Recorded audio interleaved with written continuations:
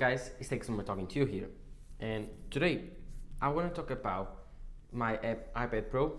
Yes, my iPad Pro is from 2018, but more specifically I want to talk about the M2 iPad Pro that is coming out in the next couple of months with the M2 chip, and I want to discuss what Apple should do to improve it so it can compete with the M2 MacBook Air.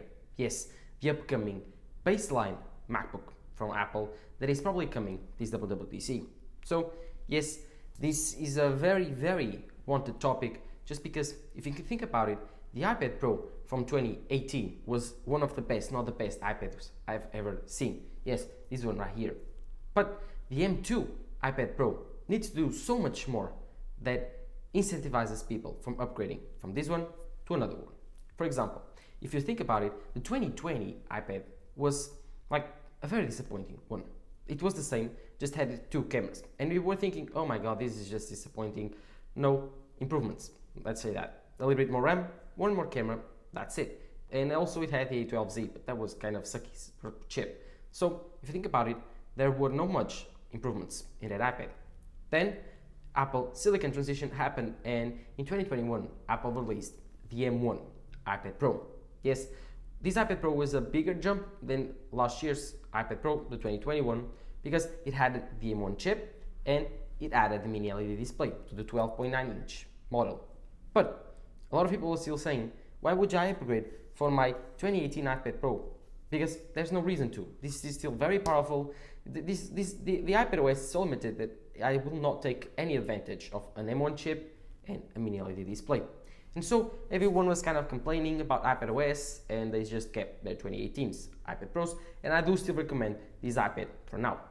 But I do think there's some stuff that Apple needs to improve on the hardware and software, mainly, to make the iPad Pro, and more specifically the M2 iPad Pro that will be coming out this year, more enticing for people to upgrade instead of going for the M2 MacBook Air.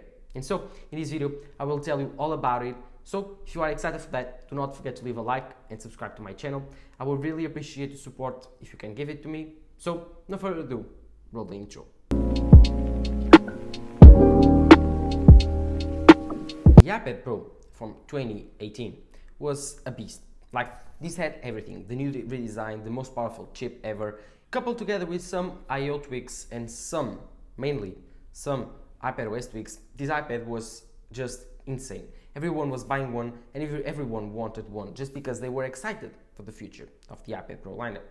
But now, 4 years later, I think that everyone is kind of doubting Apple right now, because Apple hasn't done anything with iPad OS since it was launched, and right now it's even more limited than iOS.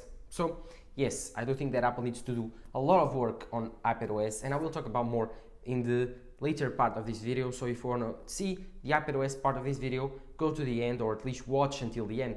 But now I want to specifically focus on the hardware of the iPad that I do think needs a little bit of improvement still. Like, it's almost pinnacle iPad Pro, but there's some stuff that I want to see in this iPad Pro to make it even more useful in the future. And so let's start with I/O, because yes, although this iPad Pro from 2018 and the 2020 and the 2021 versions have good I/O, like this one has a USB-C 3.0, I think, and then the 2020 iPad Pros have the same USB-C 3.0, and now we have Thunderbolt 4 on the iPad Pro with the M1 chip.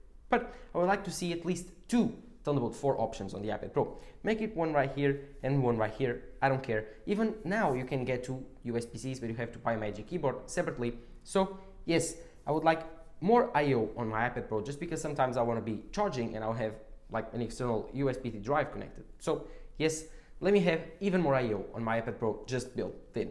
If you don't want to do that because you don't think the design is doable, then go for my second point, which is a standalone device like the Magic Keyboard that can turn your iPad Pro into a MacBook Pro.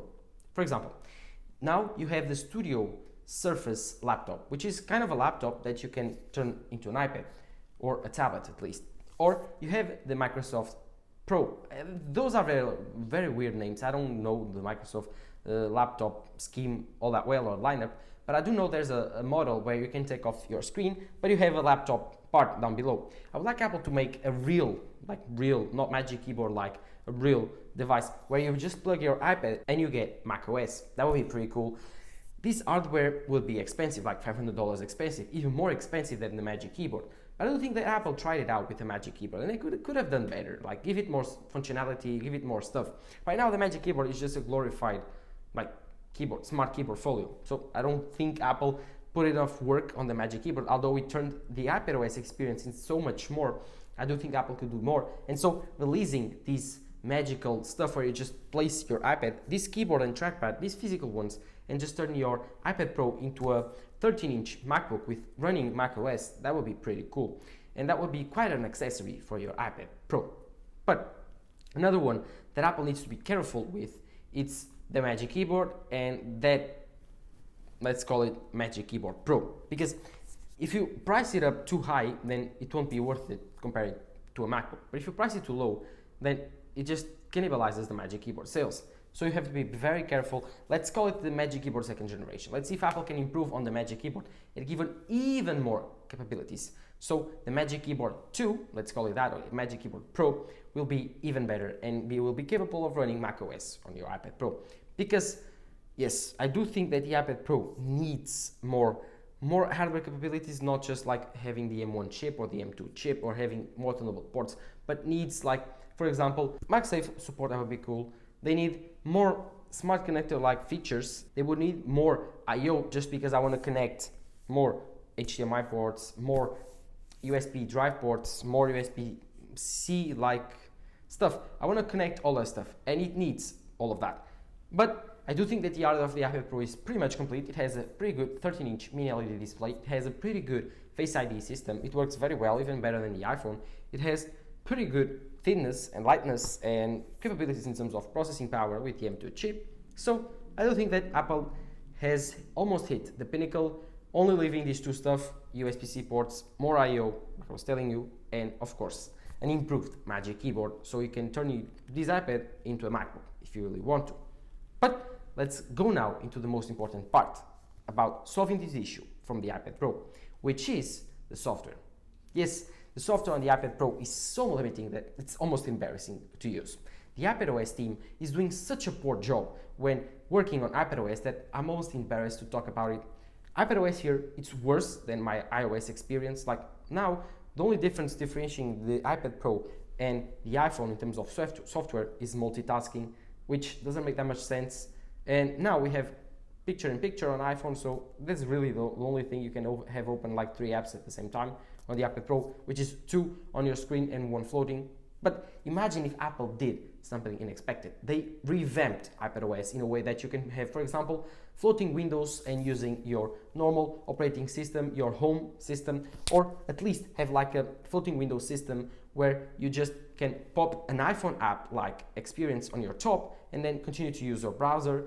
Imagine like you can open a calculator app, which for now is still missing on the iPad, which is just ridiculous. You can open a calculator app like an iPhone app like Experience, size and all, and then you can continue using your Excel on the top, or at least you can continue writing notes, taking notes, and use your calculator app. Or more than that, you can just, for example, connect an external camera and microphone and do a live stream.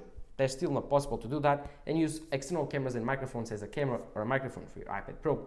One more thing that Apple needs to improve, it's the Files app. Those suck. The Files app here is so bad. Like it crashes when you are transferring files above certain storage size. So Apple needs to revamp it. Just bring Finder for macOS.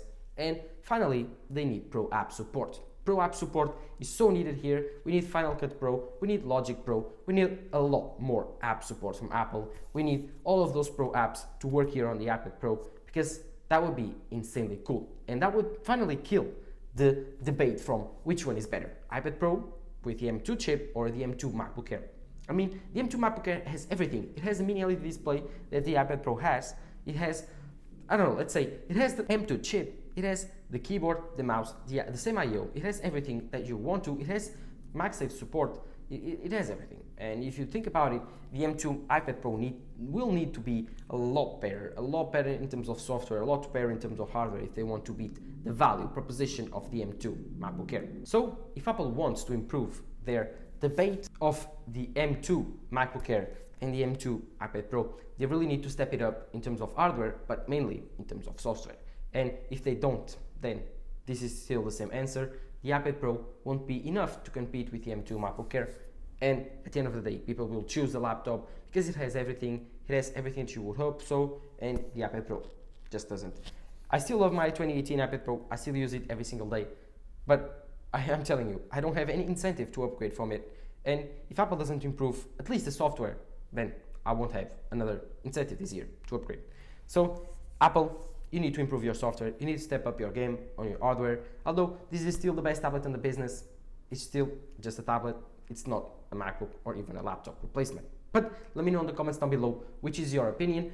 What is your suggestion for Apple to improve on the iPad Pro in terms of software or hardware that you want to see on the next M2 iPad Pro that Apple can improve? So in order to compete with the M2 MacBook Air in terms of price, sales, and everything else, software, macOS, let me know in the comments down below which is your suggestion, and I will try to reach it out and see if Apple can see it. So let me know in the comments down below which is your suggestion. Which device would you pick right now, the M2 iPad Pro or the M2 MacBook Air? Let me know in the comments down below. While you're there, do not forget to leave a like and subscribe to my channel. I would really appreciate it if you do. This is Tex Summer talking to you here. Bye.